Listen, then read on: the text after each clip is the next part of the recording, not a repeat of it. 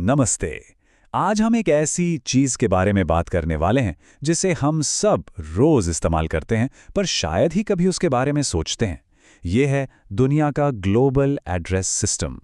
ये कहानी है इंसानी दिमाग की कि कैसे हमने पूरी दुनिया का नक्शा बना डाला। चलिए शुरुआत एक सवाल से करते हैं। सोचिए, एक बहुत बड़े रेगिस्तान के बीचों बीच एक अकेला पेड़ है। अगर किसी को उसे खोजना हो तो उसका पता क्या होगा? अब ये सवाल सुनने में तो बड़ा आसान लगता है ना? पर यकीन मानिए, इसी के जवाब में हमारी पूरी बातचीत की जड़ें छिपी हैं। और यही सवाल हमें एक बहुत बड़ी सच्चाई तक ले जाता है कि एक बेहतर कल बनाने के लिए पहले हमें अपनी आज की दुनिया को समझना होगा। किसी जगह का पता बताने की ये जो ज़रूरत है, वो सिर्फ एक पेड़ खोजने तक सीमित नहीं है, बल्कि ये हमारी उस गहरी इच्छा का हिस्सा है कि हम अपने ग्रह को, अपने घर को समझें। तो इस मुश्किल का इंसानों ने सबसे पहला और सबसे सीधा साधा हल क्या निकाला? नक्शे, यानी मैप्स। यहीं से इंसानों ने कोशिश शुरू की अपने घर, अपनी दुनिया को कागज पर उतारने की। देखिए, किसी भी नक्शे में 3 बुनियादी चीजें होती हैं। सबसे पहले आती है दूरी, यानी स्केल, जिसकी मदद से हम पूरी दुनिया को एक छोटे से कागज पर फिट कर पाते हैं। फिर आती है दिशा, उत्तर, दक्षिण, पूरब, पश्चिम। और आखिर में होते हैं प्रतीक, मतलब वो छोटे छोटे निशान जो नदी, सड़क और बिल्डिंग्स जैसी चीजों के लिए एक कॉमन भाषा का काम करते हैं। लेकिन हमारे इस पहले हल यानी नक्शे के साथ एक बहुत बड़ी दिक्कत थी। भाई, एक गोल चीज को एक चपटी यानी फ्लैट सतह पर दिखाया कैसे जाए? इसे समझने का सबसे अच्छा तरीका है संतरे का छिलका। कभी संतरे के छिलके को पूरा का पूरा बिना फाड़े या तोड़े मरोड़े एकदम सीधा फैलाने की कोशिश की है? नहीं हो सकता, है ना? बस यही दिक्कत हमारी गोल पृथ्वी के साथ भी है। जब भी एक गोल धरती को एक चपटे नक्शे पर बनाने की कोशिश की जाती है तो उसके आकार और दूरियां बिगड़ ही जाते हैं। तो चलिए दोनों की तुलना करके देखते हैं। एक तरफ है चपटा नक्शा, जो हमेशा थोड़ा बहुत बिगड़ा हुआ होता है, पर उसे कहीं भी ले जाना आसान है और वो छोटी छोटी डिटेल्स अच्छे से दिखाता है। दूसरी तरफ है ग्लोब, जिसका आकार तो एकदम सही होता है और वो पूरी पृथ्वी को एक साथ दिखाता है, पर वो भारी भरकम होता है। तो मतलब ये हुआ कि ग्लोब धरती का ज्यादा सटीक मॉडल तो है, पर उस पर किसी एक जगह का पता लगाना अब भी एक चुनौती है। और बस यहीं पर वो जबरदस्त आइडिया सामने आया जिसने सब कुछ बदल कर रख दिया। एक ऐसा सिस्टम जो हमें पृथ्वी पर किसी भी, जी हां, किसी भी जगह का एकदम सटीक पता दे सकता है।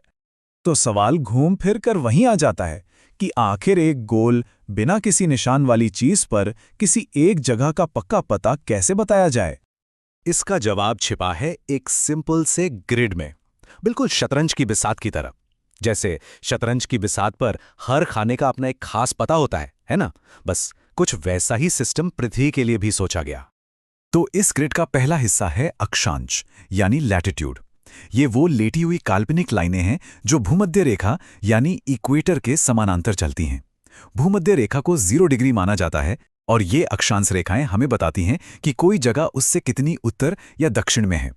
ये लाइनें ध्रुवों तक 90 डिग्री पर पहुंचती हैं। और फिर ग्रिड का दूसरा हिस्सा है देशांतर, यानी लॉन्जिट्यूड। अक्षांश की लेटी हुई लाइनों से अलग ये खड़ी लाइनें हैं जो एक ध्रुव से दूसरे ध्रुव तक जाती हैं। ये प्राइम मेरिडियन से पूर्व या पश्चिम की दूरी नापती हैं, जिसे 0 डिग्री देशांतर माना जाता है। और हाँ, ये सारी लाइनें ध्रुवों पर जाकर मिल जाती हैं। तो फॉर्मूला बड़ा सिंपल है। अक्षांश और देशांतर, ये दोनों मिलकर पृथ्वी पर किसी भी जगह का एक एकदम पक्का और अनोखा पता बनाते हैं। हाँ, बिल्कुल उसी रेगिस्तान के बीच वाले अकेले पेड़ का भी। और हाँ, प्राइम मेरिडियन का इतिहास भी बड़ा दिलचस्प है। आज जो हम 0 डिग्री देशांतर मानते हैं वो इंग्लैंड के ग्रीनविच से होकर गुजरती है। इसे 1884 में तय किया गया था। लेकिन ये जानना भी जरूरी है कि इससे करीब 1550 साल पहले भारतीय खगोलविदों ने उज्जैन शहर से गुजरने वाली एक रेखा को प्राइम मेरिडियन माना था, क्योंकि उस वक्त उज्जैन खगोल विज्ञान का एक बहुत बड़ा केंद्र हुआ करता था। पर कहानी यहीं खत्म नहीं होती। ये ग्रिड सिस्टम सिर्फ जगह बताने से कहीं ज्यादा काम करता है। इसका एक और जबरदस्त, कह सकते हैं कि एक छिपा हुआ काम भी है जो हमारी रोजमर्रा की जिंदगी को कंट्रोल करता है, और वो है समय। चलिए समझते हैं कि ये कैसे होता है। इसका हिसाब किताब बड़ा सीधा है। पृथ्वी 24 घंटे में पूरा 360 डिग्री घूम जाती है। तो इसका मतलब क्या हुआ? इसका मतलब ये हुआ कि हर घंटे में पृथ्वी 15 डिग्री देशांतर घूमती है। बस इसीलिए किसी भी जगह का लोकल टाइम सीधा सीधा उसके देशांतर से जुड़ा होता है। इस बात को भारत के एक उदाहरण से बहुत अच्छी तरह समझ सकते हैं। गुजरात के पोरबंदर और असम के तिनसुकिया के बीच करीब 30 डिग्री देशांतर का फासला है। इसका सीधा मतलब यह है कि जब असम के तिनसुकिया में सूरज डूब चुका होता है, तब भी गुजरात के पोरबंदर में करीब 2 घंटे की दिन की रोशनी बाकी होती है। अब जरा सोचिए, अगर देश के हर शहर का अपना अलग अलग लोकल टाइम हो तो कितना कंफ्यूजन होगा। ट्रेन का टाइम टेबल, ऑफिस का काम, सब कुछ गड़बड़ हो जाएगा। बस इसी कंफ्यूजन को दूर करने के लिए भारत जैसे बड़े देश एक स्टैंडर्ड टाइम अपनाते हैं। हमारे देश में इसे कहते हैं इंडियन स्टैंडर्ड टाइम, यानी IST, जो ये पक्का करता है कि पूरे देश में हर किसी की घड़ी में एक ही समय हो। लेकिन कुछ देश इतने ज्यादा बड़े हैं कि वहां एक स्टैंडर्ड टाइम से काम ही नहीं चल सकता, जैसे कि रूस, जहां 1 या 2 नहीं बल्कि पूरे 11 अलग अलग टाइम जोन्स हैं। सोचिए जरा। तो कुल मिलाके बात यह है कि अक्षांश और देशांतर का ये सिस्टम एक ऐसा अदृश्य ढांचा है जो हमारी आज की इस मॉडर्न और कनेक्टेड दुनिया को चलाता है। ये सिर्फ रास्ता खोजने के लिए नहीं है, ये GPS से लेकर मौसम के अनुमान और यहाँ तक कि ग्लोबल व्यापार तक हर मॉडर्न टेक्नोलॉजी की नींव है।